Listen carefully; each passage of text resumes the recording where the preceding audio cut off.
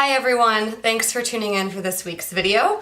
As promised, we are going to be talking about the Laura Geller Liquid Gelato Pillowtop Illuminator, continuing with the theme of the liquid highlighters.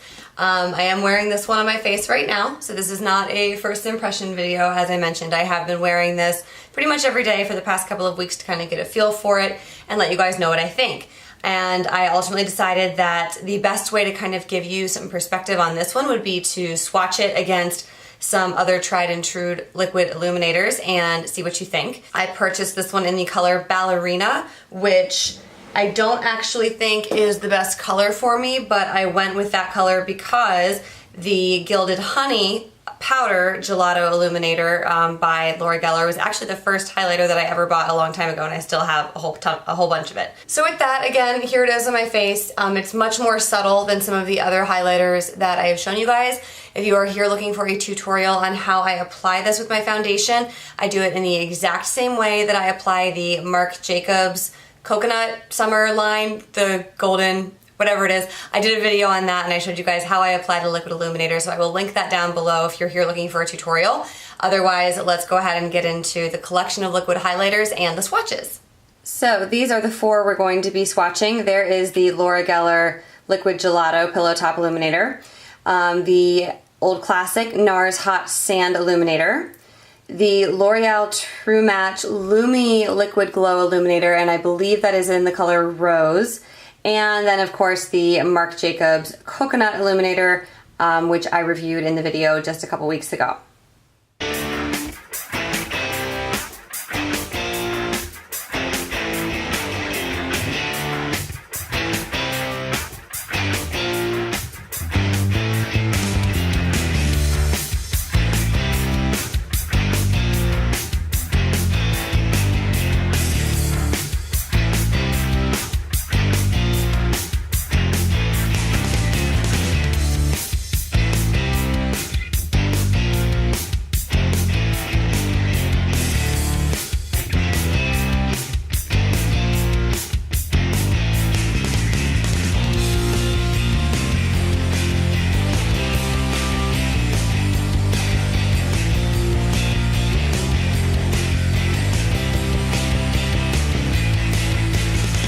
As I'm sure you were able to see, they're all pretty different in color.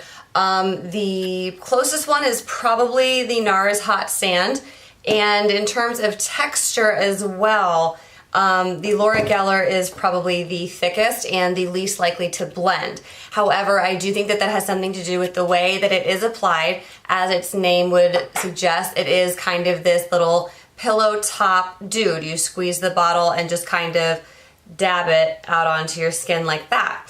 So it kind of comes out already pre-sponged, if that makes any sense, whereas both the NARS and the L'Oreal are squeezy tubes. You just kind of squeeze them out.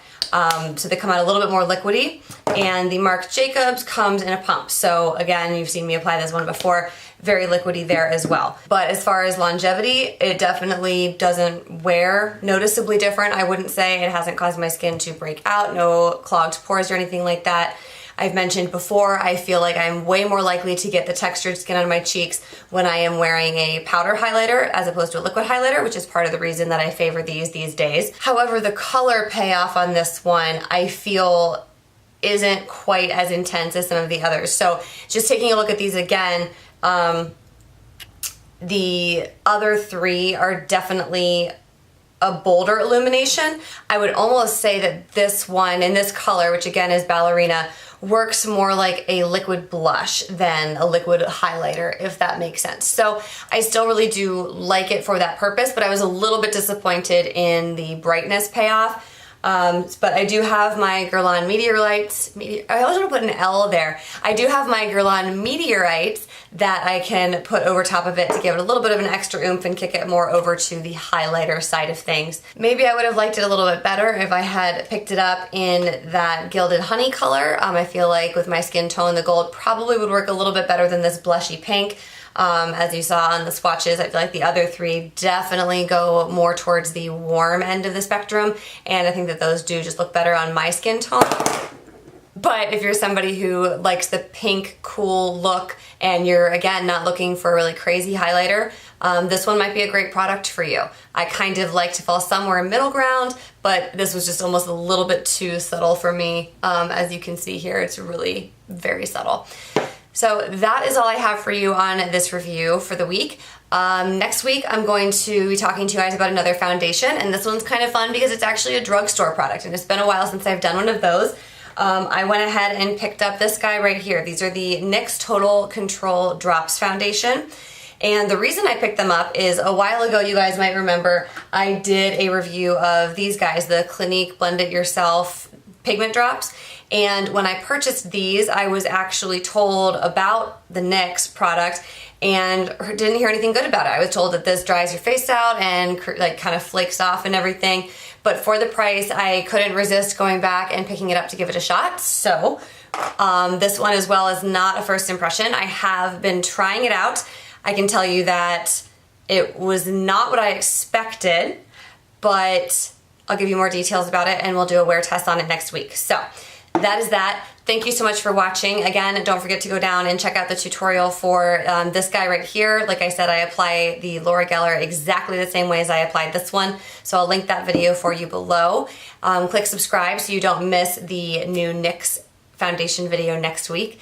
Thank you so much for spending your time with me. I do appreciate that very much, and I will see you in next week's video.